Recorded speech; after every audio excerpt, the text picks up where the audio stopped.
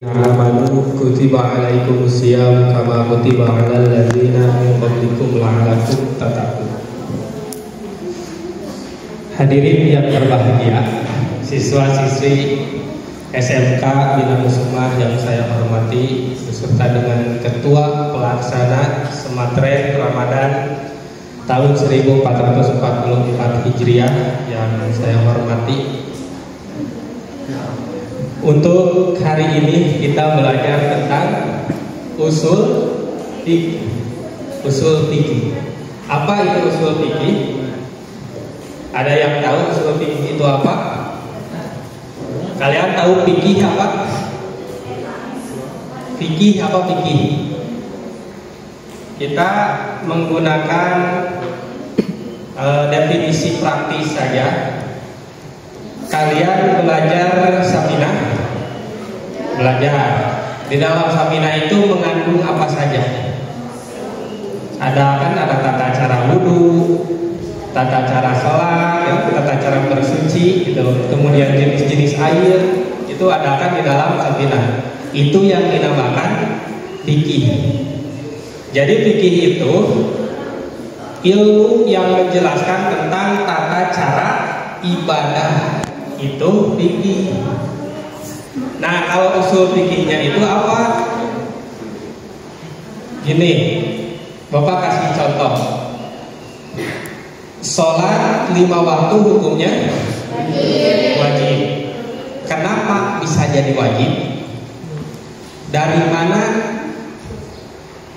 mana dasarnya ditentukan bahwa sholat itu wajib?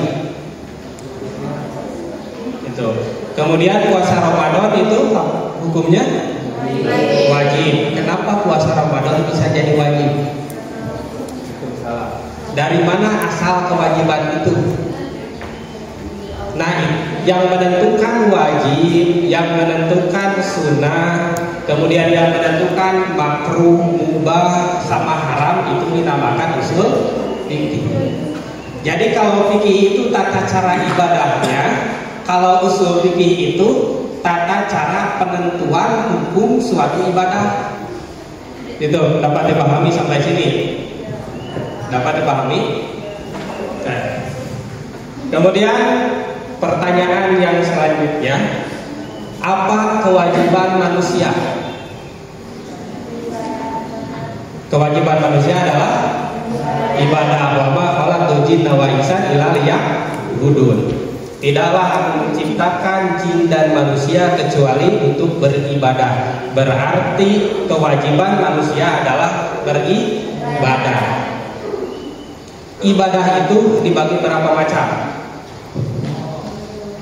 2, kan ada ibadah secara vertikal atau kita sebut dengan ibadah mahdoh, dan ibadah secara horizontal yang disebut dengan ibadah ghair mahdoh. Atau secara vertikal kita namakan ibadah, secara horizontal kita namakan muamalah. Nah, ini kewajiban manusia. Yang pertama itu ibadah, yang kedua muamalah. Ibadah itu adalah ibadah mahdoh, yaitu ibadah langsung kepada Allah. Sedangkan muamalah adalah ibadah kepada sesama manusia. Nah, kewajiban manusia ini beribadah dan bermuamalah, maka ada dasarnya ibadah itu harusnya seperti apa sih, gitu kan? Nah, ini ada kaidah ibadah. Ya, coba dilihat, diingat, dicatat kalau bisa. Kaidah ibadah dari kitab yang ditulis oleh Imam Asyuyuti dalam Al-Asba' wa Nadhar halaman 44, dan dari Ibnu Qayyim Al-Jauziyah dalam Ilamul Muwaqqi'in juz 1 halaman 344. Cetakan Darul Fikr, yaitu dari cetakan Beirut. Kalian mungkin sudah tidak asing dengan yang namanya cetakan Beirut. Nah, ini kaidah beribadahnya itu yaitu fal aslu fil ibadati butlanu hatta yaquma dalilun alal. Nah, itu. Fal aslu, maka asalnya fil ibadati dalam peribadahan Jadi asalnya dari peribadahan itu yaitu butlanun hatta yakuma dalilun ala amri. Jadi tidak ada ibadah itu, bahkan dalam kaidah yang lain ala sufi ibadati tahrim, asal dari ibadah itu haram. Haram ibadah itu kecuali, nah ini ada sampai ada dalil yang memerintahkannya.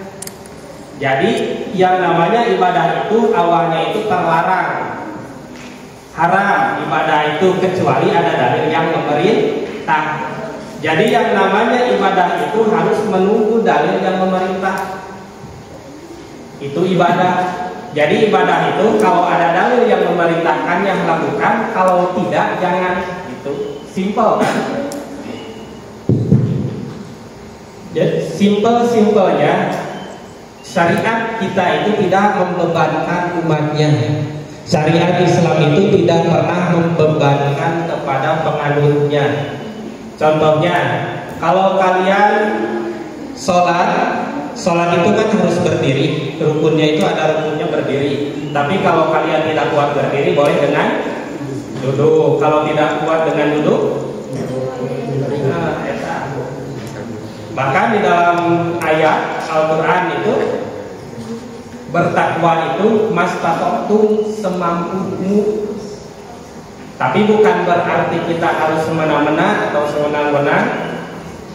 Tapi dengan hal seperti itu Allah tidak akan membebankan sesuatu kepada umatnya kecuali dalam batas kemampuannya. Jadi syariat Islam itu tidak pernah membebankan atau tidak pernah memberatkan umatnya atau orang yang menganut agama itu. Hanya saja kita yang sering memberatkan diri sendiri dalam melaksanakan peribadahan. Ya. Ini dari Ibnu Qayyim. Kemudian karena di sini mazhabnya itu mazhab Syafi'i kan? Betul nggak mazhab Syafi'i di sini? Betul. Bisi itu bisi Hambali Maliki. Tapi yang ini di sini semuanya Syafi'i. Nah, menurut Imam Syafi'i, al-aslu fi ibadati tawakuf. Asal dari ibadah itu tawakuf. Tawakuf itu apa? Diam. Jadi asal dari ibadah itu diam sampai ada dalil yang memerintahkannya. Jadi kalau tidak ada dalil yang memerintah, berarti tidak dilakukan suatu peribadahan itu. Sekarang kita saum Ramadan, ada nggak dalil yang memerintah? Ada, berarti kita harus saum Ramadan. Terus sholat 5 waktu kita suka melaksanakan atau tidak? Ada nggak dalil yang memerintahkannya? Ada, berarti kita harus melaksanakan sholat yang 5 waktu. Nah, sebelum ada dalil yang memerintahkan atau sebelum peristiwa Isra Mi'raj, sebelum ada sholat 5 waktu, kita wajib gak sholat 5 waktu? Tidak, karena belum ada dalilnya waktu itu. Tapi karena sekarang sudah ada dalil yang memerintahkannya, maka sholat jadi harus, jadi wajib. Ini menurut Imam Syafi'i.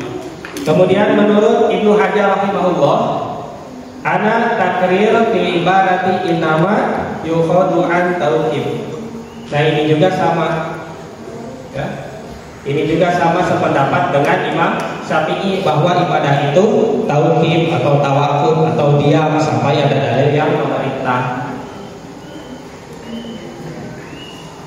Nah, sampai sini bisa dipahami bahwasanya peribadahan itu harus menunggu dalil yang memerintah.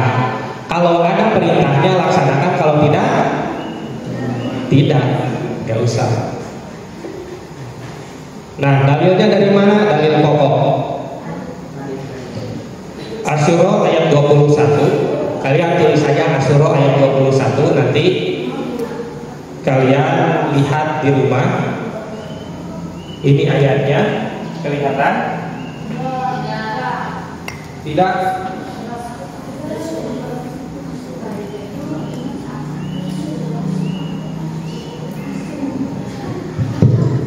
Pokoknya di sana kalian tulis saja Asy-Syura ayat 21. Nanti kalian lihat di Al-Qur'annya masing-masing.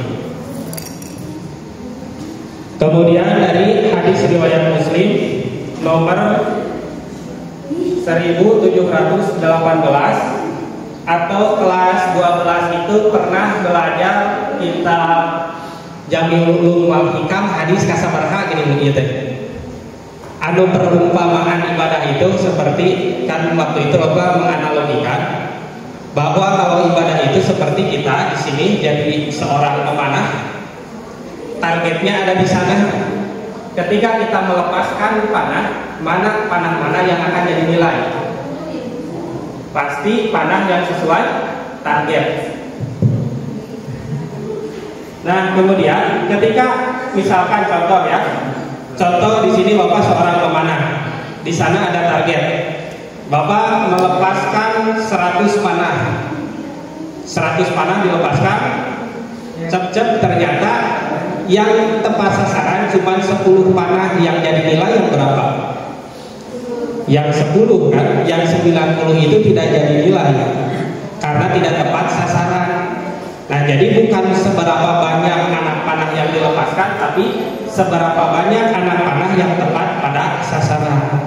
Maka ibadah pun seperti itu, bukan seberapa banyak yang kita lakukan, tapi seberapa tepatnya itu dengan tata cara yang Rasul ajarkan. Makanya dalam hadis populer ini, man amila amalan laisa alaihi amruna fahuwa raddun. Barang siapa yang mengamalkan suatu amalan yang tidak ada perintahnya dariku, maka amalan itu ditolak. Itu tidak usah diperdalam. Nah, kaidah muamalah. Tadi ibadah itu apa kaidahnya? Ibadah itu menunggu apa? Menunggu perintah. Ya. Jadi ibadah itu menunggu perintah. Nah, kalau muamalah kebalikannya, yaitu menunggu larangan. Al-aslu fi syuruti fil muamalati hillu wal ibahatu illa bidalil. Asal dari syarat-syarat dalam bermuamalah. Jadi asal dari muamalah itu hillu halal, wal ibahah dan mubah, halal dan boleh, illa bidalil kecuali ada dalil. Yang apa? Yang melarang. Jadi ibadah itu menunggu perintah, kalau muamalah itu menunggu larangan. Contoh, kalian ketika menjelang Idul Fitri suka nganterin makanan ke saudara-saudara, makanan halal tentunya, di rantangan. Ada yang pakai apa? Pakai keresek, pakai plastik. Itu boleh tidak? Boleh, karena tidak ada yang melarang. Jadi kalau dalam masalah muamalah itu menunggu larangan. Kalau dilarang jangan, kalau tidak ada larangan boleh dilakukan. Makanya di Sunda itu kan ada budaya rantang. Budaya rantang tidak ada dari zaman dahulu. Itu di Arab bukan budaya Arab rantang itu, tapi boleh kan kita lakukan? Boleh. Karena tidak ada yang melarang, karena ini masalahnya masalah muamalah. Silih antara rajin tetangga, silih antara rajin dulur, itu boleh. Jadi kaidah ibadah itu menunggu perintah, kalau muamalah itu menunggu larangan. Nah, kemudian dalam ibadah, dalam kehidupan kita sehari-hari itu ada yang namanya hukum taklifi. Ada yang tahu hukum taklifi? Hukum taklifi itu apa? Hukum yang dibebankan kepada mukallaf. Mukallaf itu siapa? Orang yang terbebani hukum. Siapa? Kita. Hukum taklifi yang pertama itu ada ijab. Ijab itu apa? Wajib. Jadi ijab itu wajib. Kemudian yang kedua ada mandub. Mandub itu apa? Sunnah. Ijab wajib, mandub sunnah. Kemudian yang ketiga ada ibahah. Ibahah itu apa? Mubah. Mubah itu apa? Boleh. Kemudian yang keempat ada karoha. Karoha itu apa? Makruh. Kemudian yang kelima ada tahrim atau haram. Jadi kalau bahasa kita sehari-hari yang tidak asing itu yang pertama ada wajib, kedua sunnah, ketiga mubah, keempat makruh, kelima haram.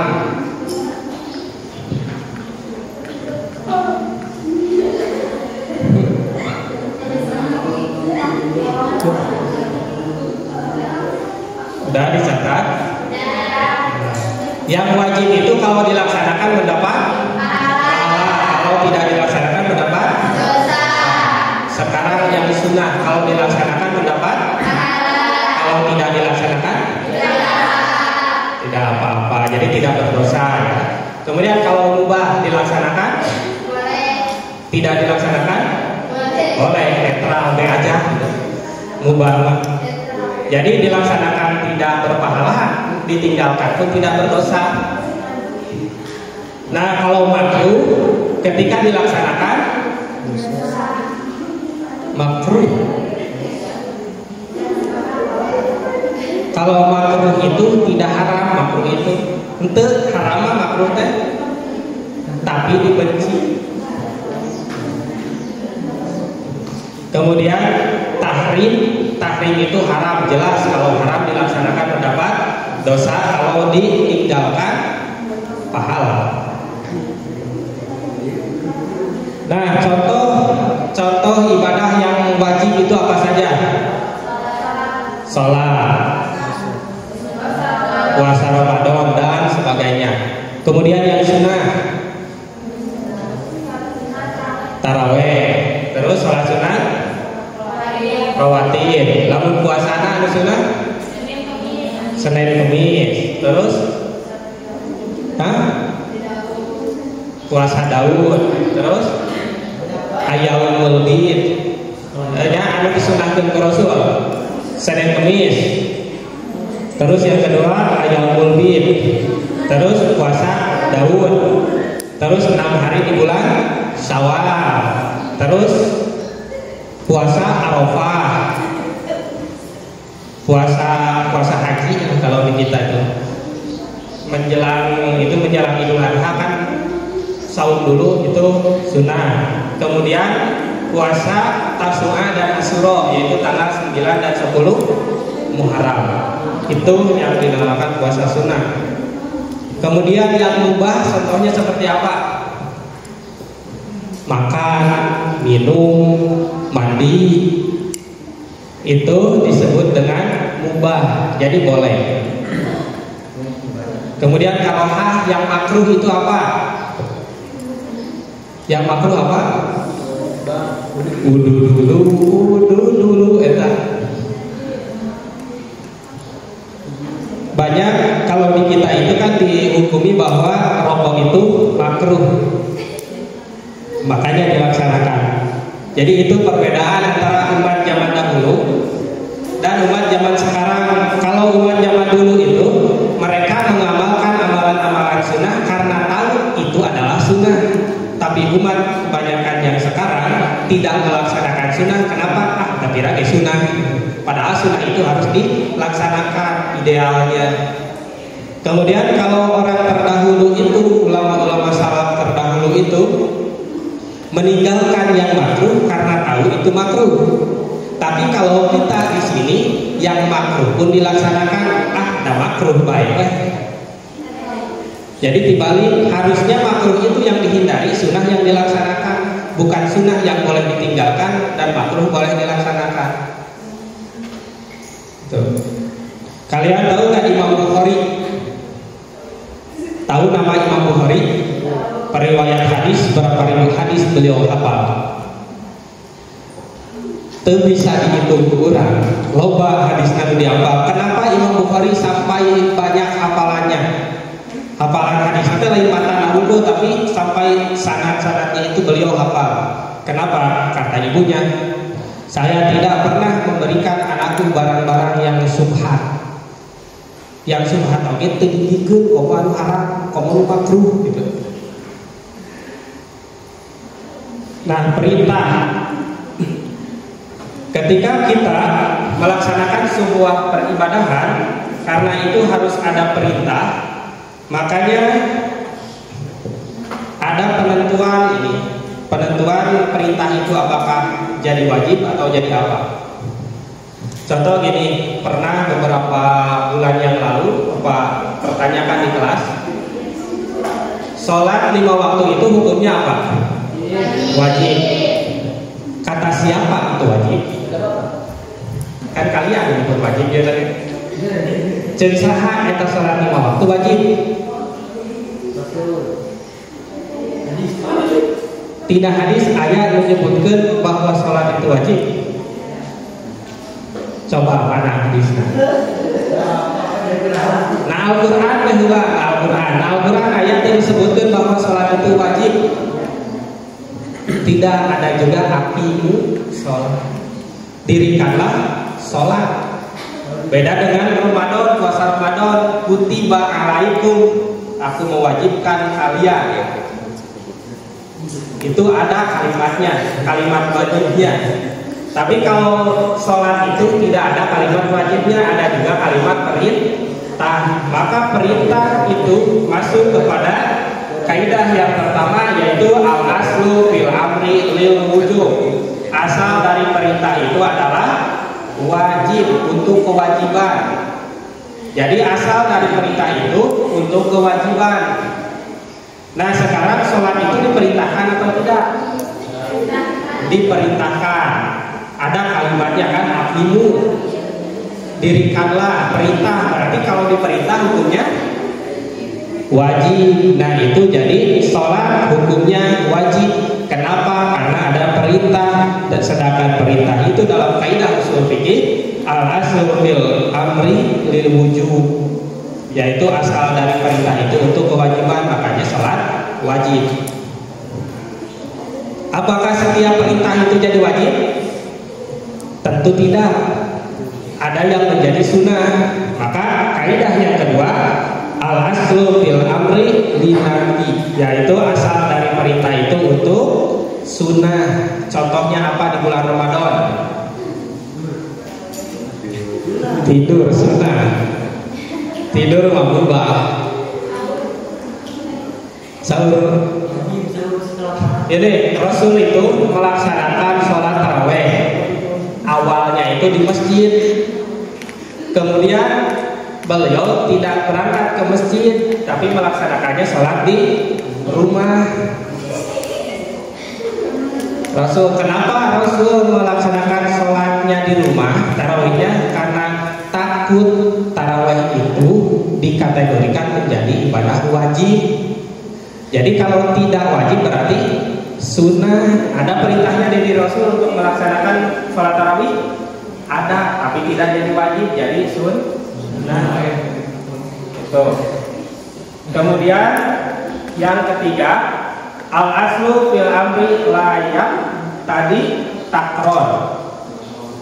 Asal dari perintah itu tidak mengharuskan pengulangan. Contohnya apa? Wa atimul hajjah wal umrah lillah.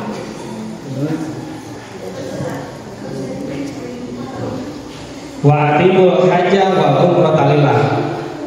Nah itu, maka sempurnakanlah haji dan umroh itu karena Allah. Haji itu 1 kali seumur hidup yang wajibnya. Kalau mau 2 kali boleh? Boleh. Mau 3 kali? Mau 2 tahun? Boleh. Cuman yang wajibnya itu sekali. Yang kedua, ketiga, keempat, kelima dan seterusnya itu menjadi sunnah. Ada contoh kasus lagi. Ketika kemarin kita ziarah wisata religi ke 9 Wali. Di sholat maghrib waktu itu, waktu perpulangan sholat maghrib, kan biasanya sok di jamaah qashar. Nah cek batur teh baik kudu di jamaah qashar dan ini bakal eureun isya. Nah waktu itu Bapak melaksanakan sholat maghrib dengan Pak Yusuf di jamaah qashar waktu maghrib teh, di jamaah qashar jeung eta isya. Nah ternyata pas waktu isya mobil berhenti di rest area, apakah Bapak harus melaksanakan sholat isya kembali atau tidak? Hah? Harus atau tidak? Cung anu tidak cung? Cung anu tidak? Ayo, Sanim tadi nyebut tidak nggak cung? Ya, gitu udah sih nggak dua mah. Ulanginya kasusnya. Jadi pas wisata religi, begitu sholat maghrib, Bapak jeung Pak Yusuf teh ngajama qashar. Maghrib jeung isya di jamana jama takdim di waktu maghrib. Jadi isya anu ditarik ke maghrib. Nah, pas waktu isya ternyata bis itu berhenti di rest area. Apakah Bapak harus isya kembali atau tidak? Cuma harus tuh. Cuma harus tuh saja geus ngacung. Cuma harus. Cuma tidak. Cuma itu apa? Kan ini kaidahnya al-aslu fi amri la yaqdi al-qarar. Asal dari perintah itu tidak mengharuskan pengulangan. Jadi kalau sudah ya sudah. Gitu. Hah? Pasarnya merasa minta ulang berjamaah dari ajaran deh. Kan memang bagus ya.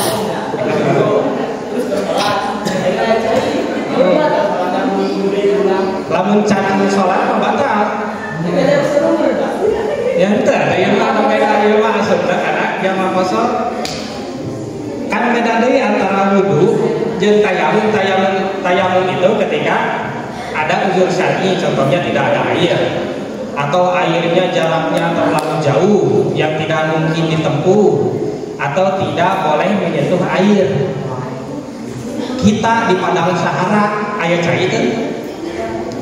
Teu aya. Lamun yang cai heula mungkin waktu sholat tidak moal kahudag gitu kan, moal kaburu. Nah, tayamum di tengah Sahara teh.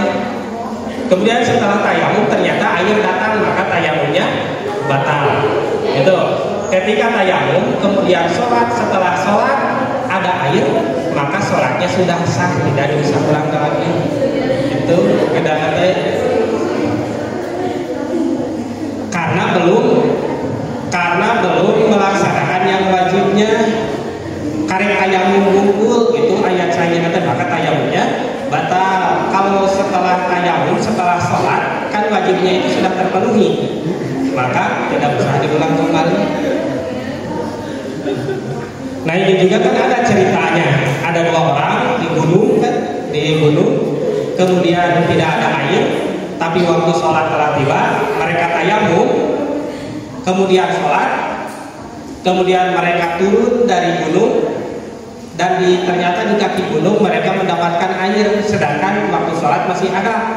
Maka yang satu wudhu kembali kemudian sholat kembali, dan yang satu tidak. Kenapa yang sholat kembali? Karena Rasul tidak melarang untuk sholat kembali. Nah, pemuda itu teh. Kemudian yang tidak sholat, karena Rasul tidak mengharuskan harus sholat kembali, maka diadukan kepada Rasul. Kata Rasul, yang tidak sholat kembali itu sunatku. Jadi Rasulnya emang itu sholat deh. Tapi kalau yang sholat kembali, ngeskidang berarti sanajan dari kita dilaksanakan boga pahala atau gitu. Itu kata kata Rasul kepada dua pemuda. Jadi tidak ada yang salah, dua-duanya. Jadi yang sholat kembali tidak salah karena air ada, kemudian waktu masih ada. Yang tidak sholat kembali pun tidak salah karena sudah melaksanakan yang wajibnya. Gitu. Paham ya?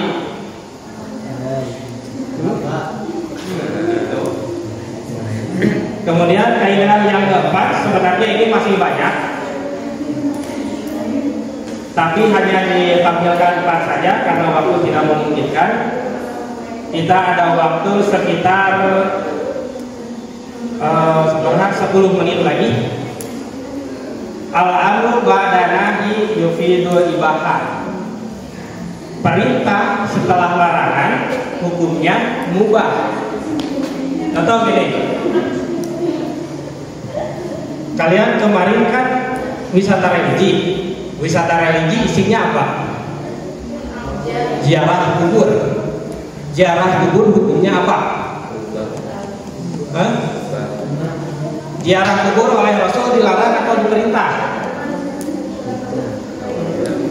Perhatikan dalilnya. Tentang ziarah kubur ya.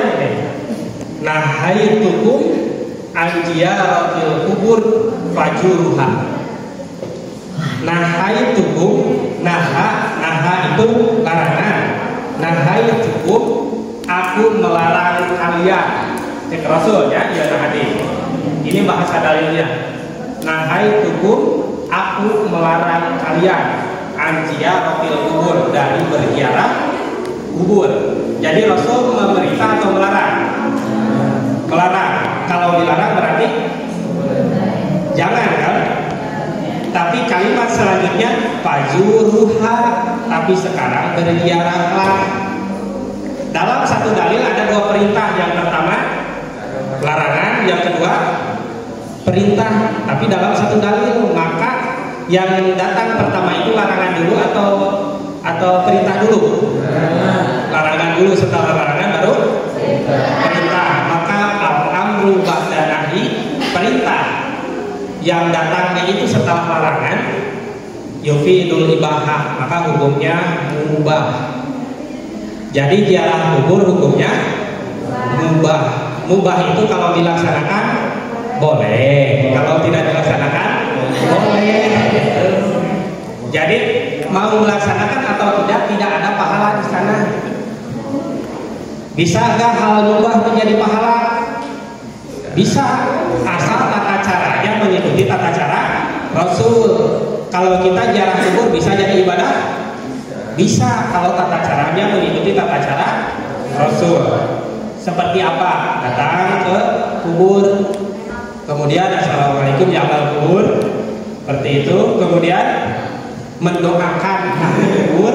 Ingat ya, mendoakan ahli kubur. Setelah mendoakan ahli kubur, kemudian kita di dalam ziarah itu ada rasa zikrul maut, mengingat mati. Itu yang nanti akan jadi ibadah. Ngadoakeun anu maut ibadah, zikrul maut oke? Ibadah. Ziarah kubur benar kita jadi pahala, tapi hal-hal yang dilakukan ketika ziarah kubur itu yang bisa jadi pahala, tapi bisa juga jadi dosa. Makanya yang ziarah kemarin itu terbagi menjadi 3 golongan. Ada yang tambah keimanannya, ada yang jadi musyrik, ada yang B aja.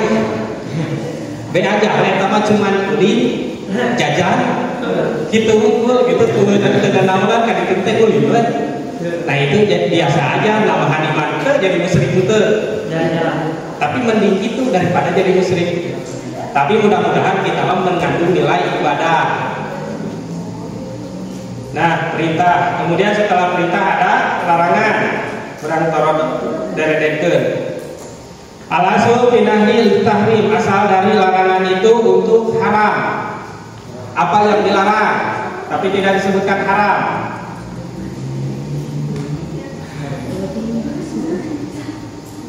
Hadis ayat populer Al-Isra ayat 32, wala taqrabu zina, janganlah kamu mendekati zina. Itu larangan atau kalimat haram? Larangan. Wala taqrabu, la taqrab fi'il nahyi kan, la taqrab, janganlah kamu mendekati. Nah, karena ini dilarang maka hukumnya jadi haram. Karena ada larangan, temenang sampai meren ada ketanana. Si Krisna mah saat itu biasa ada. Pak ada temenang lagi ada ketanana si nama deket lagi nih temenang komadinahna. Arek deketna geuslah. Dan larangan, ketika larangan menjadi halal. Kemudian yang kedua, anahyu anisyai'i amrun di. Yang kedua, larangan tentang sesuatu, ya, larangan terhadap sesuatu, maka perintah bagi kebalikannya. Ingat yang kedua, larangan kepada sesuatu berarti perintah kepada kebalikannya. Contoh dalam surat Luqman, ya bunaya la tusyrik billah inna syirka la zulmun azim. Ya bunaya, hai anakku, la tusyrik billah, janganlah kamu menyekutukan Allah. Ini ada larangan menyekutukan Allah kan? Berarti kebalikan dari syirik itu apa? Bertauhid, mengesahkan Allah.